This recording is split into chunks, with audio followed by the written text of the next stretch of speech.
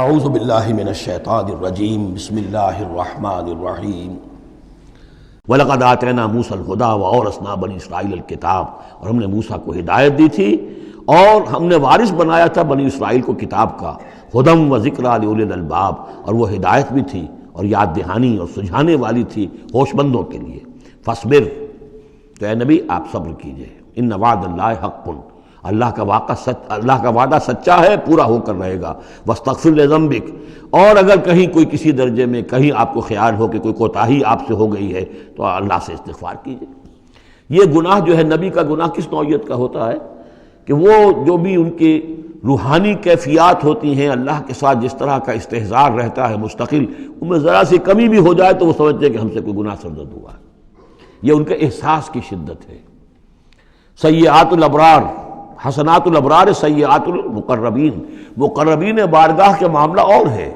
جو عام آدمیوں کے لیے نیکی شمار ہوگی شاید وہ ان کے لیے وہ سیئات میں سے شمار ہو جائے کہ آپ کے مقام کے اعتبار سے یہ معاملہ کمتر ہے۔ واستغفر لذنبک وسبح بحمد ربک بالعشی والابکار، اور اپنے رب کی حمد کے ساتھ اس کی تسبیح کیجئے شام کو بھی اور صبح کو بھی۔ ان الذین یجادلون فی آیات اللہ بغیر سلطان اتاہم، یقیناً وہ لوگ جو اللہ کی آیات پہ جھگڑے ڈالتے ہیں بغیر کسی سند کے جو اللہ نے انہیں دی ہو، ان اتاہم جو آئی ہو ان کے پاس، ان فی صدورہم الا کبر، نہیں ہے ان کے دلوں میں کوئی بات مگر کبر، تکبر ہے۔ ما ہم ببالغی، وہ تکبر جو ہے جو ان کے ذہنوں میں وہاں تک یہ پہنچ نہیں پائیں گے۔ فاستعذ باللہ، اللہ کی پناہ طلب کیجئے، انہ هو السمیع البصیر، یقیناً وہ سب کچھ سننے والا اور دیکھنے والا ہے۔ لخلق السماوات والارض اکبر من خلق الناس، لوگوں سوچو، آسمانوں اور زمین کی تخلیق زیادہ بھاری ہے، زیادہ بڑی ہے انسانوں کی تخلیق سے۔ آج جتنا اس مفہوم کو ہم سمجھ سکتے ہیں، آج سے 1400 برس قبل انسان نہیں سمجھ سکتا تھا۔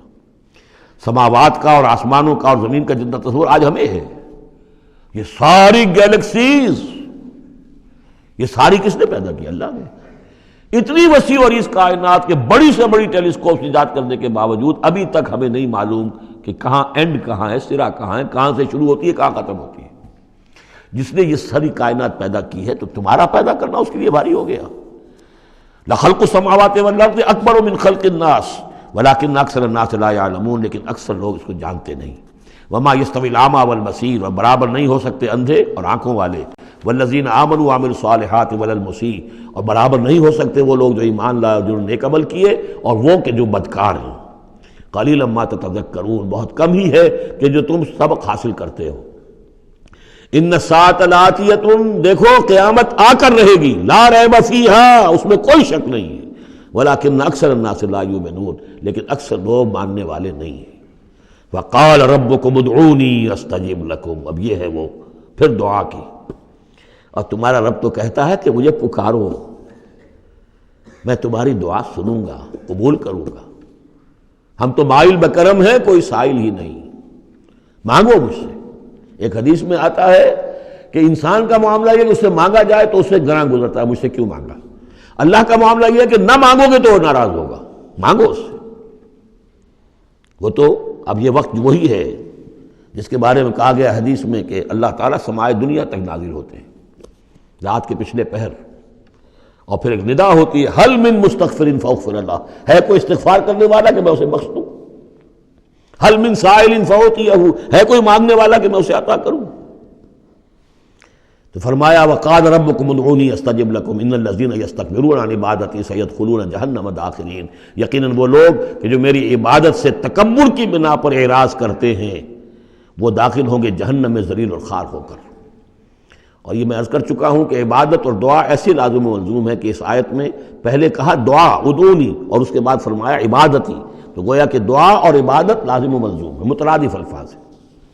اللہ الذی جعل لکم اللیل لتسکنوا فیہ، اللہ ہی ہے کہ جسے تمہارے لیے رات بنائی ہے کہ تاکہ تم اس میں سکون حاصل کرو، والنہار مبصرا، اور دن بنا دیا ہے دیکھنے کے لیے، دکھانے والا۔ ان اللہ لذو فضل علی الناس ولکن اکثر الناس لا یشکرون، یقیناً اللہ تعالیٰ تو اپنے بندوں پر بہت فضل والا ہے لیکن اکثر لوگ شکر نہیں کرتے۔